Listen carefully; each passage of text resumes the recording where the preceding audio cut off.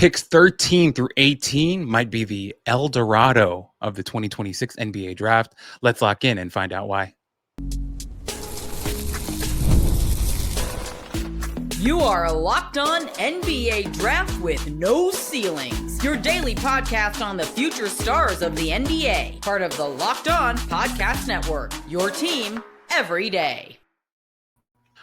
Welcome back. I'm Albert Ghim, and welcome to Locked On NBA Draft with no ceilings. Part of the Locked On Podcast Network. Now the #1 sports podcast network. Wow. Today's episode is also brought to you by FanDuel. Right now, new customers can bet just $5. And if that $5 bet wins, you'll get $300 in bonus bets to use across the app. Make sure to head over to FanDuel.com to get started. As I mentioned, my name is Albert Ghim, and I'm joined, as always, with my co-host, PhD in the pick and roll, and pizza pies, Mr. Corey Tulaba. Corey, how's life? How are you doing? We are in the middle of a very fun exercise right now with our No Ceilings crew that we're going to be covering today. But wanted to get some initial thoughts from you, how you're feeling about doing a mock draft this early, some early takeaways from the season. Just overall, Corey, give us a holistic, how are you doing? Well, I'm doing very well. Very exciting day for me. Very proud day. One of my former players, freshman at St. Joseph's, Long Island, is playing his first Division I game today against Stony Brook. So when I'm done recording, I'm going to head out to the Stony Brook campus and watch him play in his first game as a freshman. This is, 6'4", Josh Hayes, 6'8" wingspan, do it all, Swiss Army knife, smooth. Not a this year guy, but we're going to keep him on our radar, guys. That's my guy, Josh Hayes. Shout out, Josh. So I'm excited about that. And then I'm so excited about this mock draft exercise that we've been doing. It's time for us to right the ship. We let the clowns from No Ceilings take the first couple of, episodes here. It's time for us to bring this thing back to reality, ground us. So the fine folks, viewers, listeners can appreciate No Ceilings in all its mock draft glory. I love that, Corey. I mean, if picks 1 through 12 were all wrong, well, 13 to 18 are about to be right. Just kidding. We're just playing. Those are jokes. We got jokes. We got jokes. We've got love. We've got disdain. But Corey, it's great to be back with you. I love the Stony Brook shout out. Go Seawolves. Right? Yeah. They're the Seawolves. Yes. If you guys didn't know, Corey and I are both from New York, so we have inside jokes about New York that many will not understand. But it's great to be back. And Corey, world-renowned medical facility. Yes. Actually, yeah. Yeah, my buddy went there for med something. I don't talk to him anymore. But anyway, we're starting with pick 13 and 14 here, Corey. Two very interesting. We get the absolute tail end of the lottery here, but just because we're pulling up late to the party doesn't mean we've done anything wrong, because sometimes the best is saved for last. And so, Corey, we've got two picks with the Spurs and the Hornets. Now, for the Spurs pick, I made the first pick. Yep. And I want to have that conversation about this one because I want to kind of get your thoughts on what you thought about that choice, because being realistic, the choice that I made for the Spurs may be a little bit of a contentious pick where people may not agree with the pick that I made. And so let me start off by saying, with the 13th pick in the 2026 NBA draft, I had the San Antonio Spurs select Thomas Haugh from the University of Florida. Is the choice that I made. And so I love, Corey, here on our graphic on today's show, you put a Gator Goes Lotto, which is interesting because some fans out there may read that and go, oh, did Alex Condon go in the lotto? Or did Boogie Flan go in the lotto? But actually, my choice here was Thomas Haugh. And so if you can, Corey, give us some of your initial takeaways after seeing that pick that I made. Did you think I was drunk? Are you excited about the pick that I made? What are you feeling? No, and I think that, there are definitely evaluators within NBA organizations who have a lottery grade on Haugh. He had a huge game against Arizona to open it up. There's been a few meaningful games, but mostly games that, you take with a grain of salt given the disparity between competition. But the guy's a champion. He's 6'9". He can shoot it. He doesn't need dribbles to put the ball in the hole. He's got good feel. He can defend, and he's a ferocious competitor. So when you look at where the Spurs are, and this is an organization who they're 8-2 right now, sitting close to the top of the West, and De'Aaron Fox hasn't played. They have a bunch of blue chip prospects, including, some maybe GOAT potential prospect in Wemby, as long as he stays healthy. And they kind of value these kind of tough guys who have positional size with good feel, who are winners. And, you look at how this team operates, like, he can slide right into the Sohan spot. He can slide into the Harrison Barnes slot. Like, he can play next to those guys. Right. I think it's the kind of pick for a team like San Antonio, who looks like they're ready to take the next steps. They don't need to swing. They hit home runs and triples and, whatever other baseball reference you want to make. And I think that right now, Haugh is a guy who's gotten better every year. I think can continue to improve and hone in his craft, and just seems like a really great fit in San Antonio. Corey, I love the baseball references, and the way that I thought about this pick is, as you mentioned, they've hit the home run in Wemby, they've hit the triple in Dylan Harper. Maybe let's get a grand slam here. What is that? Wait, what is that? Right. Let's hit for the cycle. Right, exactly. That's what I was getting to. I feel like Thomas Haugh kind of completes a cycle, right? Mm-hmm. Where you say Stephon Castle is the double and he's the single that you're looking for, right? Yeah. Where some people may hear that and be like, okay, so you're getting a single at the 13th pick in the draft.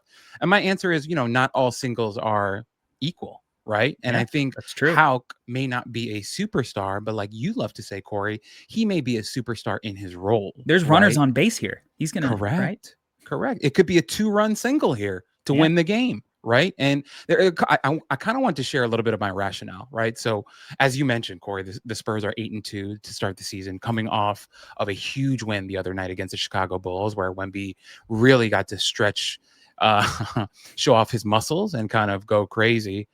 The Spurs so far in the season, Corey, some advanced stats: 7th in the league in offensive rating, 117.9, right, per 100 possessions. Pretty good. 5th in the league in defensive rating at 110.9. Right, that's per 100 possessions.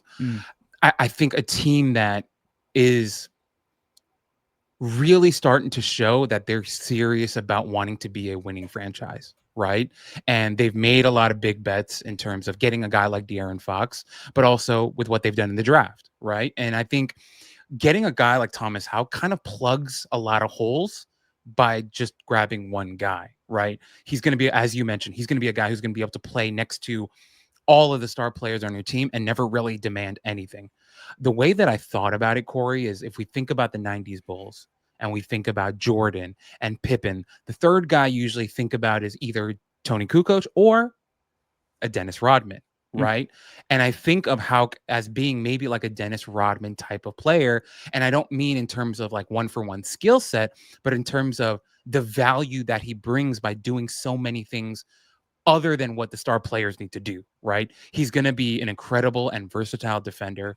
He's going to be a hustle player all over the boards, grabbing loose balls, doing all of the extra things that sometimes you don't want your star players doing because they'll be expending a lot of energy or also putting themselves at risk. And I'm not saying that you want to just throw Thomas Haugh around and have him get hurt all the time. You understand what I'm saying. Adding a rough and tumble forward like Haugh to that team, I think makes a lot of sense, right? Yeah, I'm with it. I mean, and I don't think it's too early for him. I mean, if you get an NBA player at the back end of the lottery, that's a win most of the time, right? So again, like Wemby's your unequivocal number one. You have a future sidekick in Dylan Harper. Whatever you're going to end up getting for De'Aaron Fox, or maybe it works with him, right? Because all these guys have pretty good positional size, and then Stephen Castle's your Swiss Army. Like, it just works. Whether he is coming off the bench and, making an impact there, or whether he's starting, like, I think it's a pretty safe pick that offers the kind of upside you want because he knows how to contribute to winning.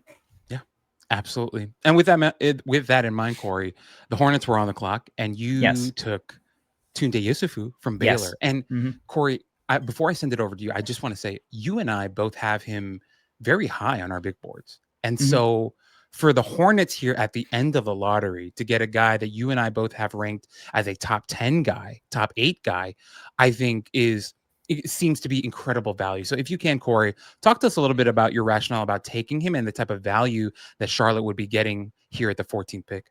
Yeah, I mean, this is a team that's loading up with, really talented depth. Earlier in our exercise, if you listen earlier in the week, the Hornets with the 8th pick took Nate Ament. So now you have a Nate Ament, Brandon Miller, kind of multi-tooled, stretchy, skilled 6'9" tandem in the front court. You have Con Knipple, who is lighting the rookie class on fire as of late, as another floor spacer for those guys. All three of those guys can really shoot the rock. Obviously, LaMelo can really shoot the rock. He can make plays. He's big. He's 6'8". Let's get a downhill slasher, athlete, fierce competitor, defender, like 6'9", 6'10" wingspan, going to be 6'6" in shoes, budding offensive game. Like, this is a kid who's like, from the exhibitions, even through his first 2 games, is kind of like figuring it out. And yet he's averaging 19 through his first 2 games. He played Indiana in an exhibition and was 3 of 12, but still ended up with 12 points, 9 rebounds, 3 assists to 1 turnover, and hit 2 huge threes down the stretch. Like, this is a kid who is a ball of clay, a project, but has enough tools for the now that he can kind of come in, not have to worry about being a number 1, number 2, number 3 option.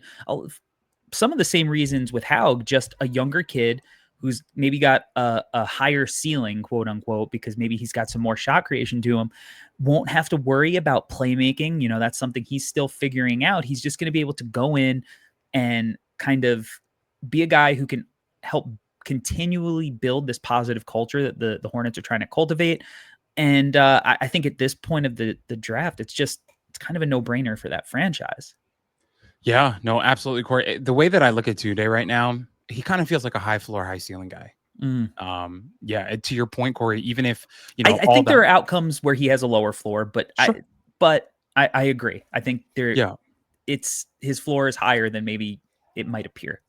And I think that higher floor is really speaking to the stuff that he's willing to do right now. He's willing to play tough defense. He's willing to go out there and try stuff on offense. And he's one of these guys that's trying to make an impact. And the thing that we've learned, Corey, in our time of doing this is like NBA front offices and coaches specifically seem to value guys that want to create impact, that aren't just on the floor looking to hold the ball in their hands and score a million points. Now, he is going to be interesting in terms of what that offensive outlook looks like. But I think both of us are very, very, we have positive feelings about the type of offensive player that he can become. It's just going to be, as you mentioned, him being a ball of clay, who knows? But for the first time in many years, Corey, it seems like Charlotte is a good landing place for young players. Yeah.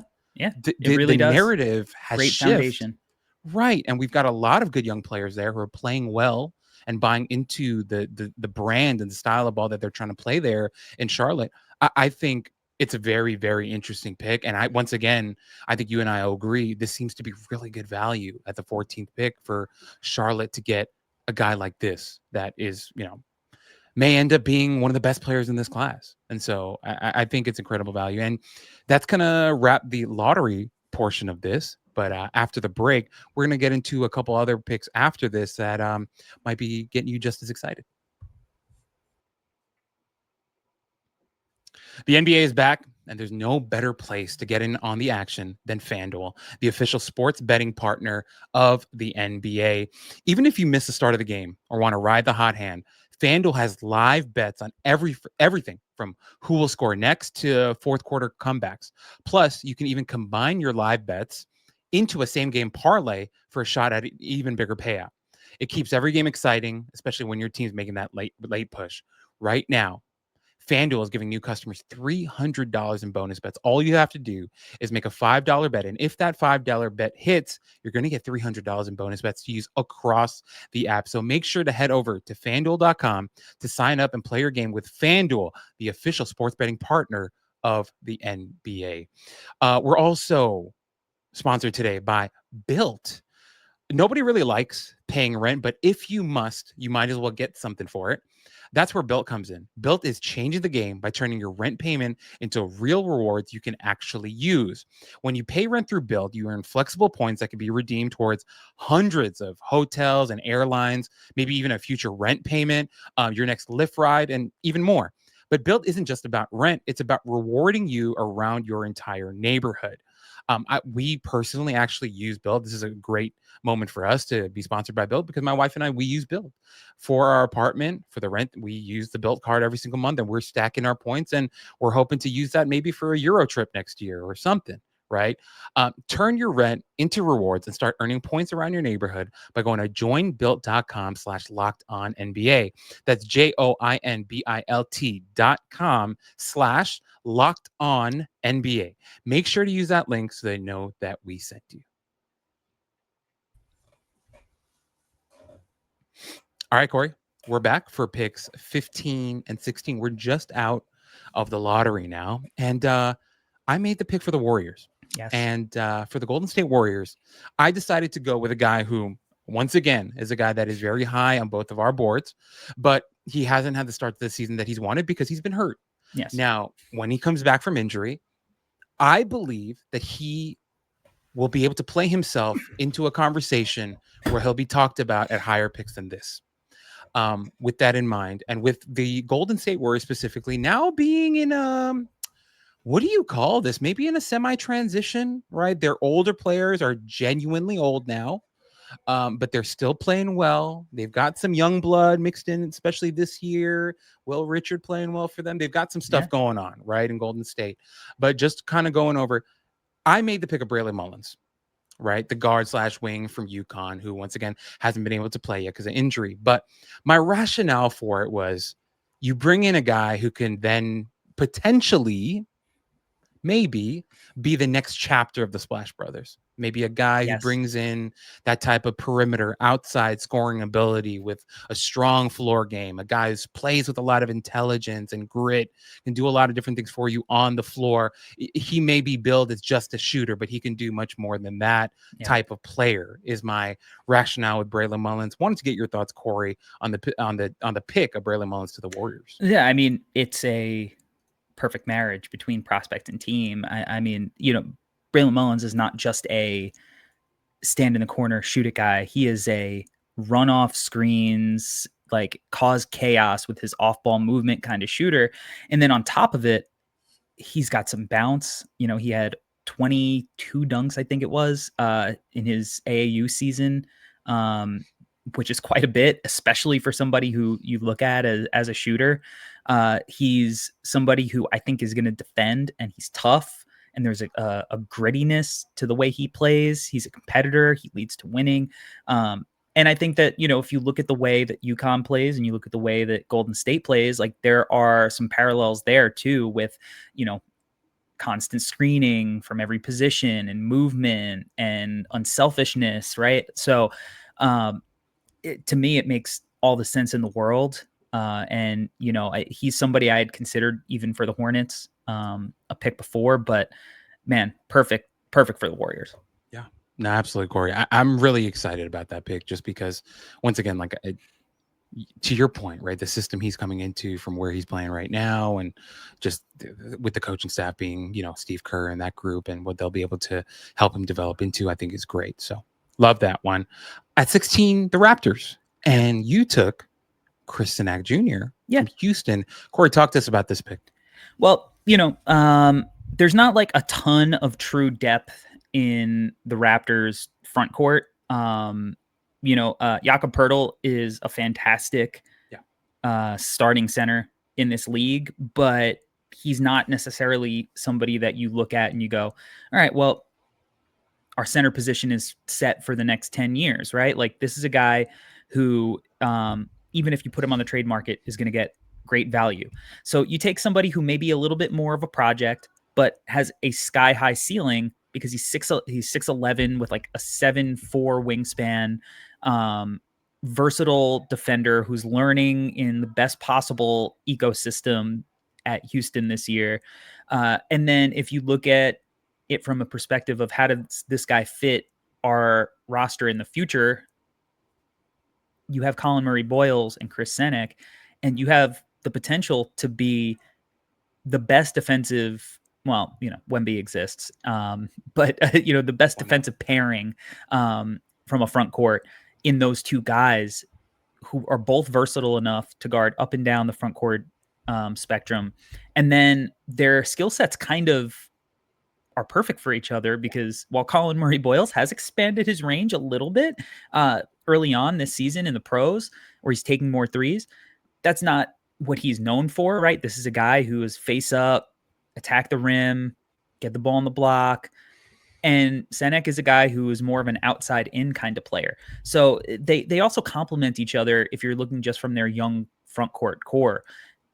So let's continue to build out that depth. The Raptors they're like a deep team with a lot of guys all over, and maybe they're still looking for the guy. It might be Brandon Ingram and RJ Barrett right now, but that's not a recipe for, contending success.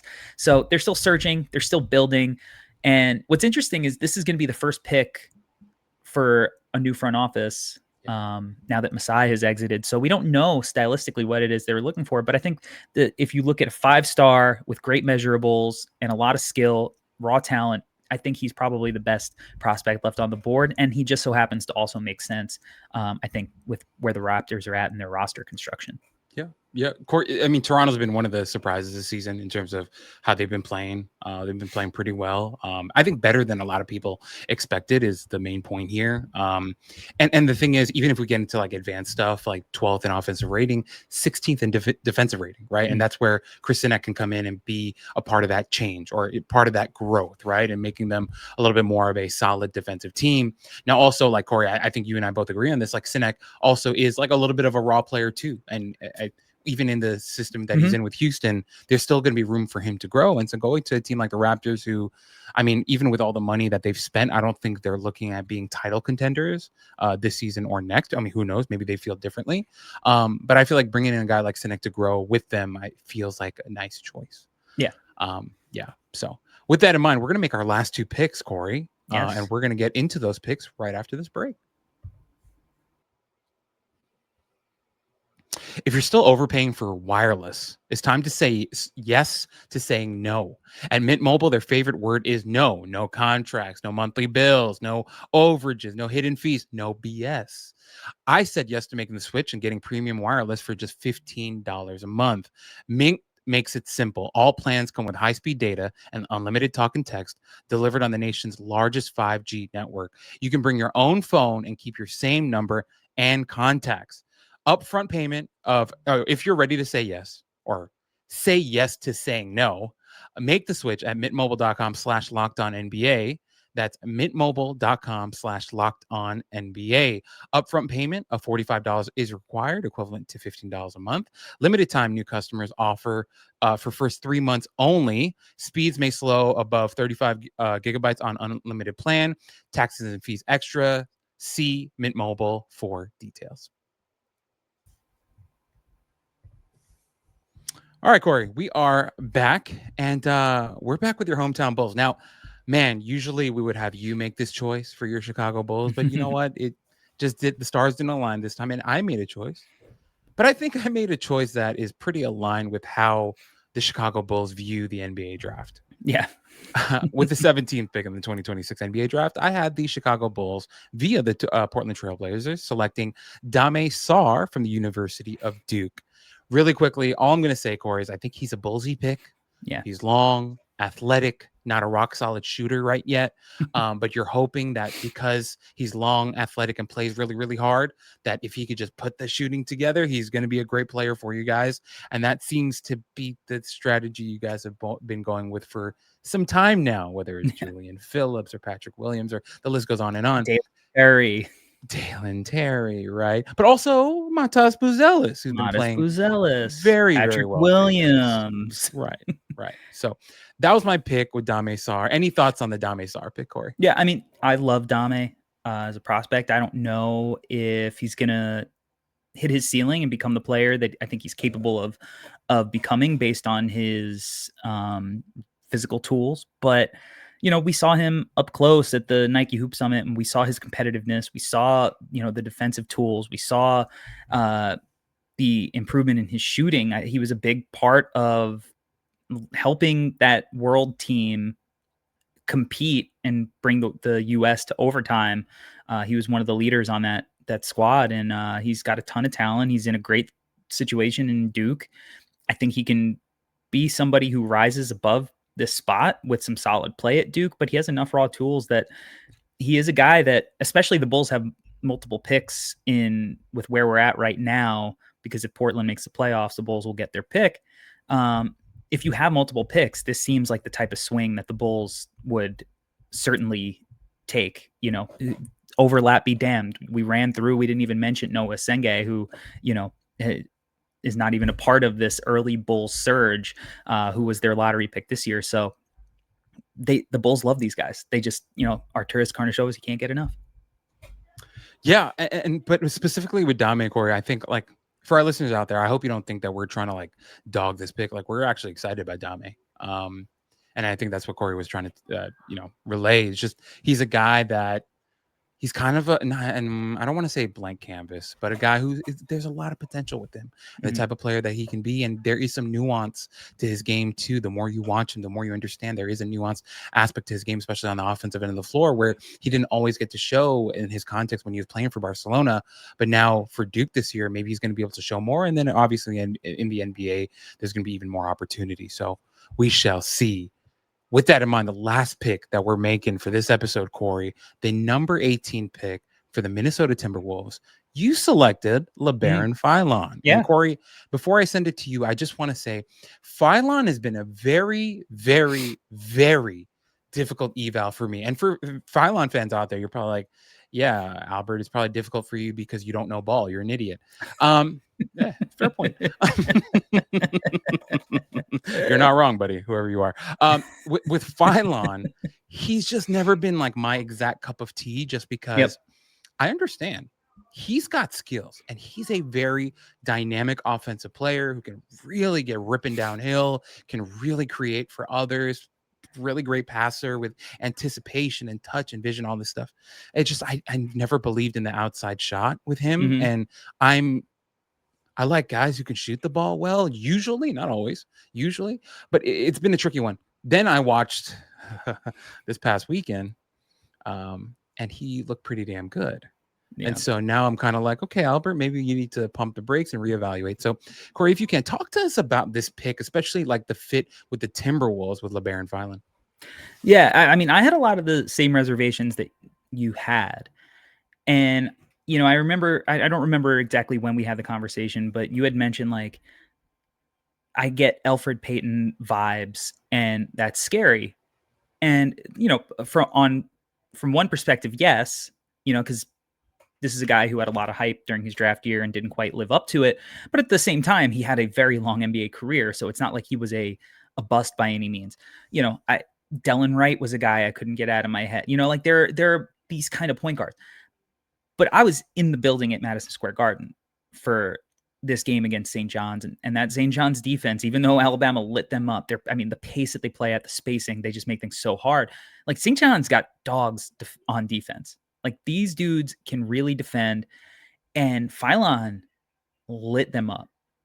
And he started really slow, and I was like, I kind of really wanted my opinion to shift in this game. And I think he had like 2 points up until the final few minutes of the first half. And he was still getting in the paint. He was making, good reads, but he was missing outside shots. He couldn't finish. And then something clicked, and he ended up with 25 points. He was diming everybody up, like step back threes in the clutch. He iced the game with one. I mean, his passes were unbelievable. But the thing that stood out in person specifically was the gap in athleticism from a speed perspective with everybody else.